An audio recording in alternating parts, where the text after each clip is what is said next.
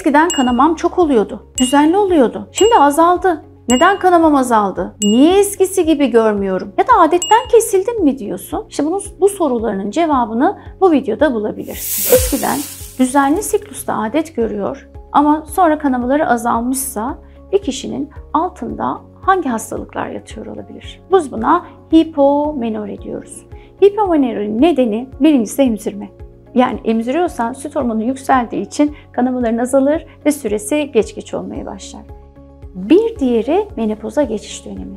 Menopoza geçiş döneminde kadınların adetleri azalmaya başlar. Şimdi her kadının böyle belirli yaşta, tabii bu primer, birebir bütün topluma, bütün kadınlara uyarlamak çok da mümkün değil ama geneli böyledir.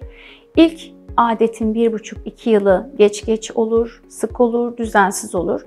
Belirli bir periyoda girdiği zaman bu işte 15-25 yaşları arasında daha böyle 28-35 günde bir olur ve 6-7 gün süren kanamalar olur.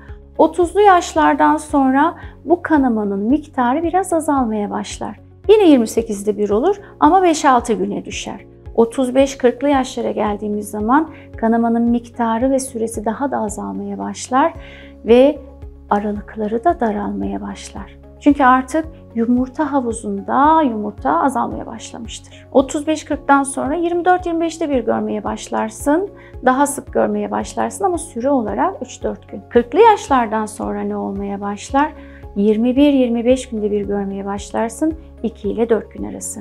45'ten sonra artık over rezervi azaldığı için daha az süren, daha kısa süreli lekelenme şeklinde kanamalar olabilir. Bunlar normal düzen. Peki birdenbire adetten kesildin.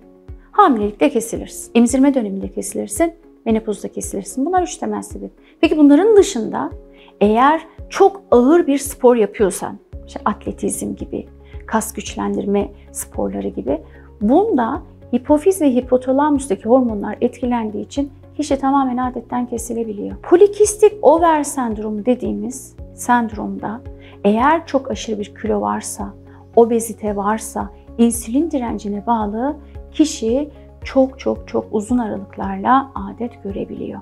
Bunların hepsi seni adetten kesebiliyor. Bazen de kullandığımız ilaçlar, onlar da seni adetten kesebiliyor. Aşırı zayıflama, yani var olan kilonun %25 kısmını çok kısa sürede verdiğinde o zaman yine hormon seviyelerinin etkilendiği için adetten kesilebiliyorsun. Prematür ovaryen yetersizlik dediğimiz bir hastalık var. Aslında menopoz değil ama %50'si menopoza doğru ne yazık ki çevirebiliyor. Prematür ovaryen yetersizlikte kişinin otoimmün sistemi yumurtalıklara savaş açıyor ve öyle olunca östrojen yeterince salgılanmıyor. Östrojen salgılanmayınca da rahim duvarı kalınlaşmıyor, dolayısıyla da kanama olmuyor. Prematür ovaryen yetersizlik yaşayan kadınlar genellikle 40 yaşın altında 25 ile 35 yaş arasında oluyor.